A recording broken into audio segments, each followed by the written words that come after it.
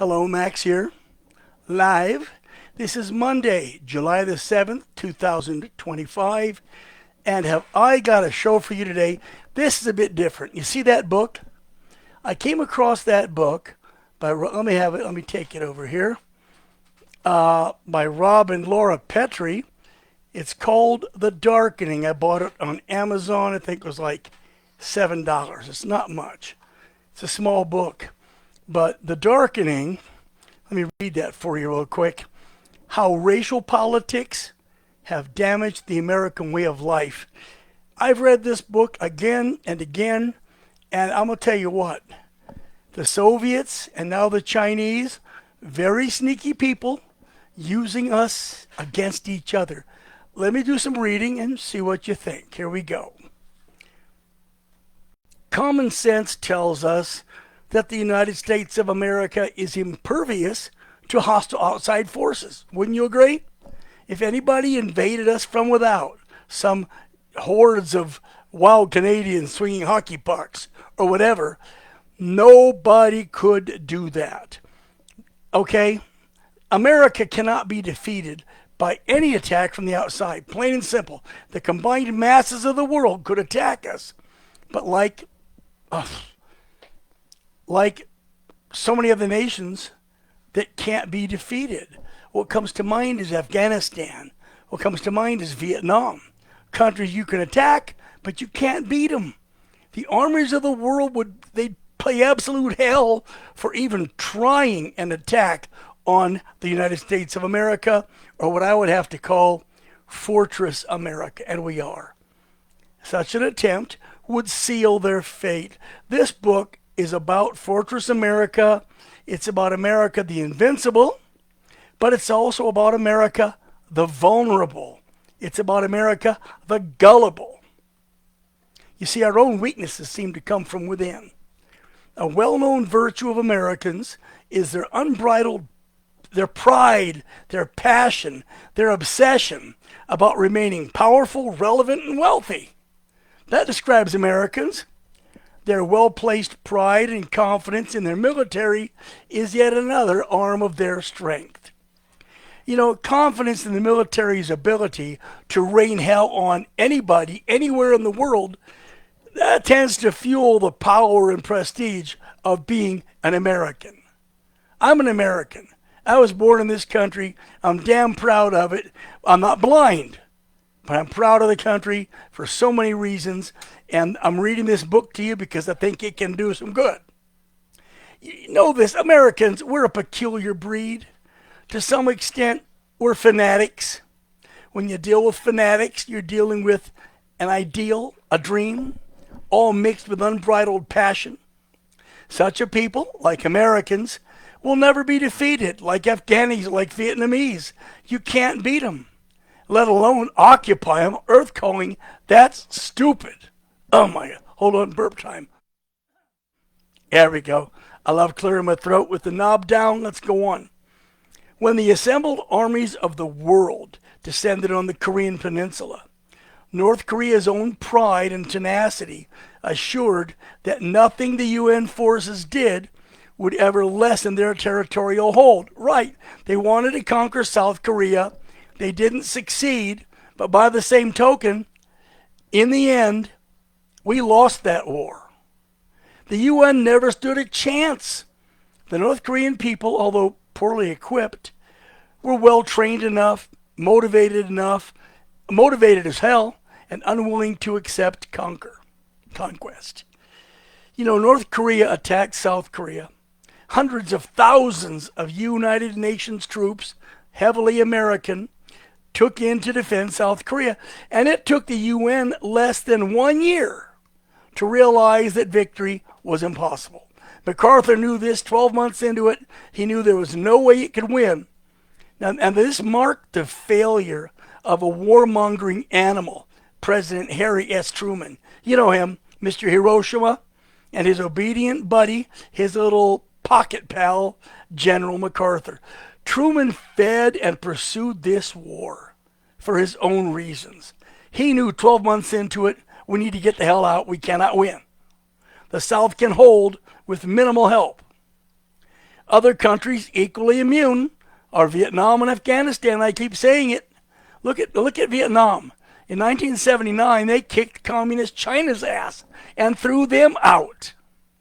As long as American people can keep their shit together, they're going to stand as an equally invincible bulwark against any invasion. Some will argue, though, that America's already been invaded.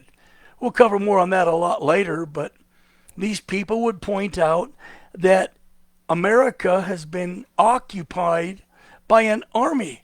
Tens of millions of invading, trespassing, illegal aliens pouring over from all of our borders have swelled our population with people who don't belong here.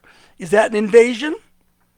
Every time an illegal alien attacks, kills, brutalizes, robs, does whatever he does, sucks money from our welfare system, that's an invasion. In the hearts of most Americans, there exists a fading, but as yet indomitable spirit steeped in the traditions of loyalty, love, and freedom.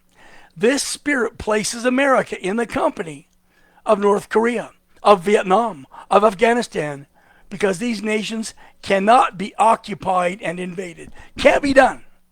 Not a chance in hell. Lessons can be learned from the tactics of war, especially how Afghanistan has fought it, how Vietnam has fought it, what North Korea did. Because these people have managed to defeat and overcome unholy odds time and time again, often outnumbered, underfunded, ill-equipped, underarmed.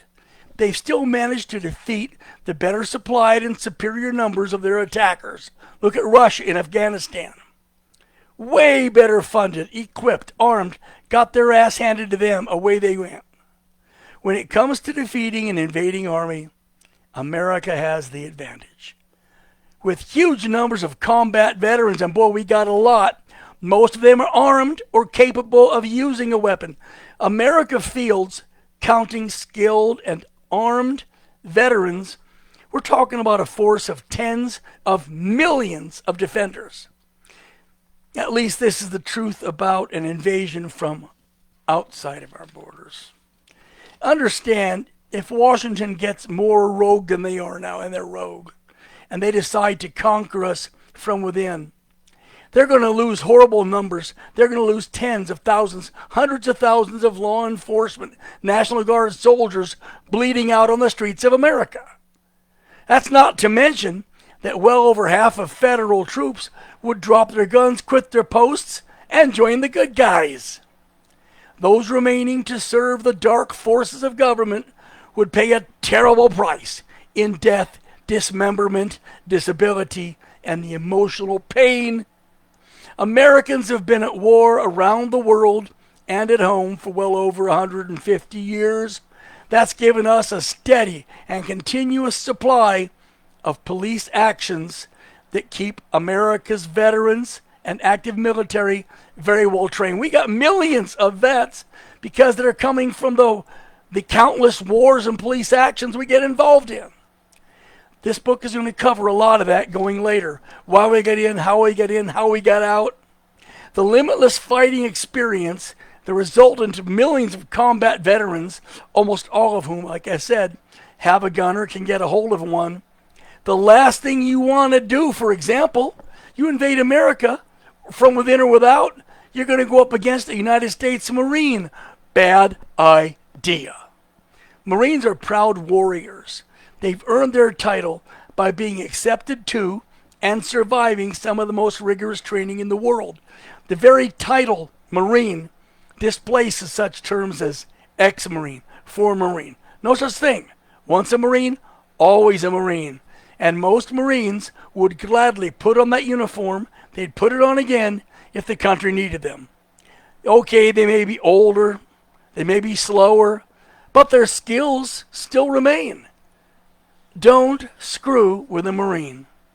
Intelligence sources now reveal that even if a rogue government based in D.C. took control of the American military and used them against the people at large, it would be a fool's errand.